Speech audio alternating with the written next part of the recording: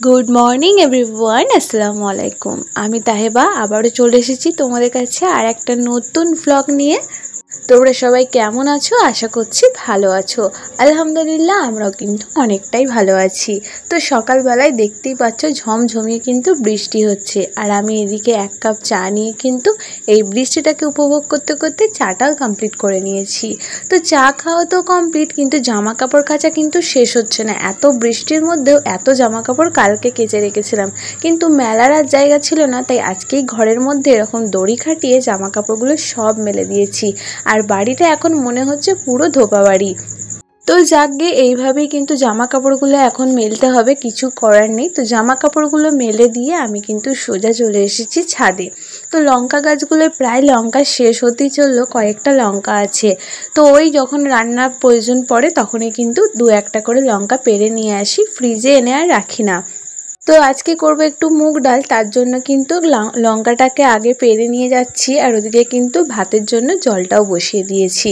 তো চলো দেখে কার কটা লঙ্কা পাওয়া যায় কিনা। তো এই গাছগুলোতে না আর লঙ্কা সেরকম নেই, কিন্তু আবার নতুন করে অনেক ফুল এসেছে।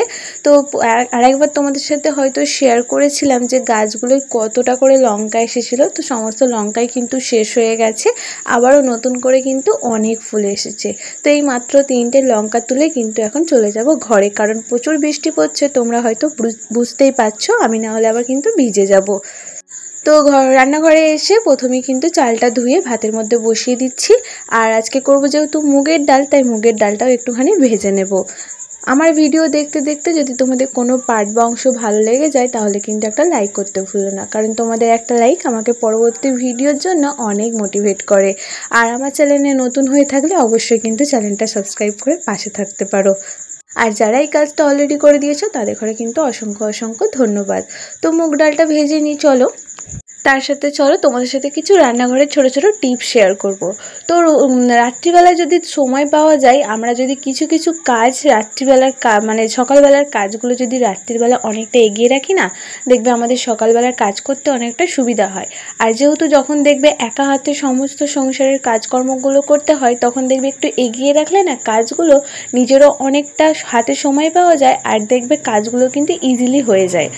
তো যেহেতু সকালবেলায় ঘুম থেকে উঠে আমাকেই রান্নাঘরে আসতে হয়, আর রান্না বান্নাটা কিন্তু আমাদের সকালবেলাতেই করতে হয়, তাই আমি যদি আগের দিনকে রাত্রিবেলা সময় না পাই বা ঠিকটা যদি না করে রাখি যে কি রান্না করব, আমি কিন্তু ঘুম থেকে উঠেই আগে ওই রান্না করব কি সেটা কিন্তু সেট আপ করে রাখি।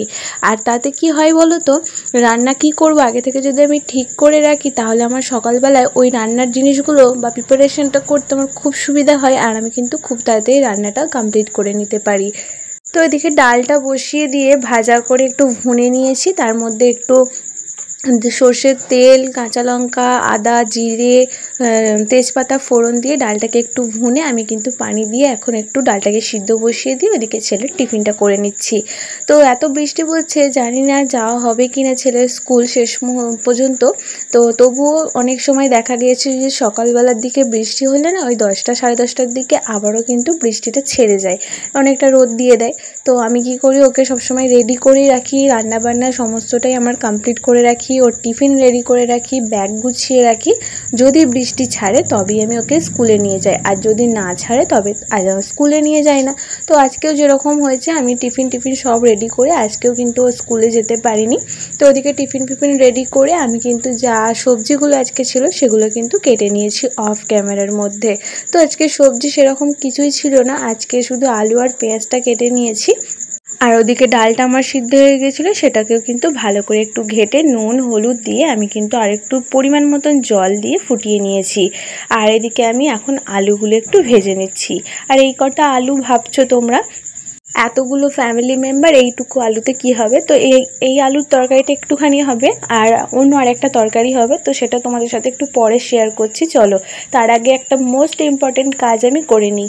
আগের ভিডিওতে তোমাদের সাথে শেয়ার করেছিলাম যে বেড সাইড টেবিলটা এরকমভাবে ভেঙে গেছে, তো তখন তো হাতে আর সময় পাইনি ঠিক করার। তো আজকে ভাবলাম যে কাজগুলো করতে করতে আমি একটু এই কাজটাও করে নিই, কারণ কি বলো তো, যেহেতু ছেলে স্কুলেও যাবে না, তারপরে আজকে আমার রান্নাঘর একদমই মানে ক্লিন করাই আছে, পরিষ্কার করা আছে, সেরকম কোনো ঝামেলা নেই। রান্নাঘর পরিষ্কার করার মতন বা ঘরদোর পরিষ্কার করার মতনও কোনো কাজ নেই।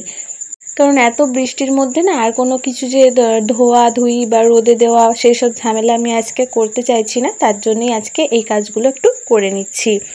শুধু মায়েদের ঘরটা গোছাবো, তো তার এসেছিলাম বলি আরও এই কাজটা করে নিতে পারছি।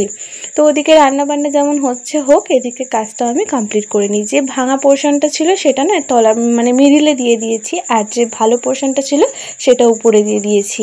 তো এই যে দেখো, বুঝতেই পারা যাচ্ছে না যে ভাঙাটা কি কোথায় আছে। আর এই যে এটাকে ঠিক করে তারপরে তোমাদের সাথে শেয়ার করছি। এখন এটাকে গোছানোর মতন কোনো কিছুই আমি এখনও কিনতে পারিনি, তো কিনলে বা ডেকোরেশন করলে অবশ্যই তোমাদের সাথে শেয়ার করব। তো কী কী রান্না করব বলছিলাম, এই যে একটুখানি মুরগির মাংস করব, আর তার সাথে একটু গরুর মাংসও করব।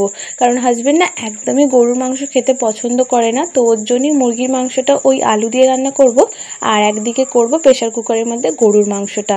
আর মুগের ডাল তো হয়েই গেছে, তার চিকেনের জন্য কিন্তু আমার মশলা কষানো হয়ে গেছে। তো দুটো রান্না একদিকেই বসিয়ে দিচ্ছি, এইভাবে কিন্তু খুব তাড়াতাড়ি রান্নাবান্নাটা হয়ে যাবে আমার। তো জানো তো, আমাদের বাড়িতে সেরকম কোনো মানে নেই যে আমরা মেয়েরা বাইরে গিয়ে সবজি বাজার বা মাংস, মাছ মাংস এগুলো কিনবো। সেটা কিন্তু না আমাদের ফ্যামিলিতে হয় না, বা আমাদের ফ্যামিলিতে ছোটোবেলা থেকে আমরা কোনোদিন দেখিনি যে বাড়ির মেয়েরা এইসব জিনিসগুলো কেনাকাটা করে বা সংসারের সমস্ত কিছুই কেনাকাটা করে। তো আমার আব্বা প্রত্যেক দিনের জন্য কিন্তু আলাদা আলাদা জিনিস মানে প্রত্যেক দিনই কিনে পাঠায় বা কিনে দিয়ে যায়। তো যেমন দোকান বাজার তো তোমাদের ঘরে শেয়ার করি যে আলাদা আলাদা মানে মাসিক বাজার বা সপ্তাহের কোনো বাজার হয় না, সেরকমই কিন্তু মাছ মাংসেরও কোনো সপ্তাহের বাজার হয় না। যেটা কিনে দেয় আমরা সেটাই কিন্তু রান্না করি। তো ওদিকে রান্নাবান্না সমস্তটা কমপ্লিট করে আমি এখন চলে এসেছি আমার একটু স্কিন কেয়ার করতে। আমি কয়েকদিন ধরে না এই গুড ভাইবসের উফতান ফেস প্যাকটা ইউজ করছি। তো আমি মোটামুটি খুব ভালো বলবো না, কারণ দুবার ইউজ করেছি, তিনবার এবার তোমাদের সাথে শেয়ার করছি। মোটামুটি আমি একটা ভালো রেজাল্ট পেয়েছি, যার জন্যই তোমাদের সাথে শেয়ার করছি। কারণ আমি অনেকের প্রমোশন ভিডিওতে এটা দেখেছি যে তারা বলে যে ভালো, তো আমি ভেবেছিলাম যে একবার নিজে ইউজ করবো, তারপরেই তোমাদের সাথে শেয়ার করব। তো চলো আজকের ভিডিওটা